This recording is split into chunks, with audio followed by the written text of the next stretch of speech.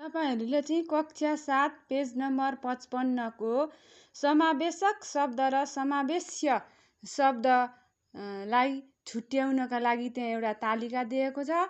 त्यो तालिकालाई बुझ्नका लागि एउटा ट्रिक अपनाइयो भने परीक्षामा पनि बिर्सन सकिँदैन र आफूलाई जीवनभर सम्झन सकिन्छ।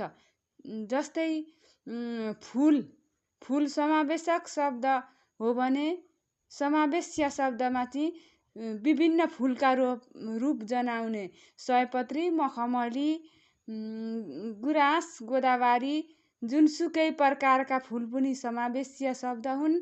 हामीले अब यो कसरी बिर्सन सकिँदैन छ भनेर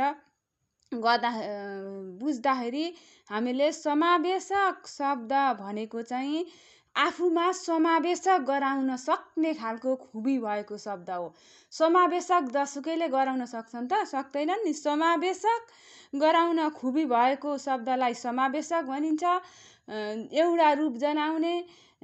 र समावेश्य शब्द भनेको चाहिँ अरूको नक्कल गर्ने, वेश्या भनेको नक्कल गर्ने भन्छ नि, धेरै प्रकारको एउटैमा सबै मुसिएर आउने वेश्या सम्झिनु। तपाईहरूले वेश्या सम्झिनु भयो भने चाहिँ समावेश्य शब्द सम्झिनु भयो भने समावेश्य शब्दलाई चाहिँ प्रतिनिधित्व हुन्छ र कहिल्यै बिर्सन सक्नुहुन्न।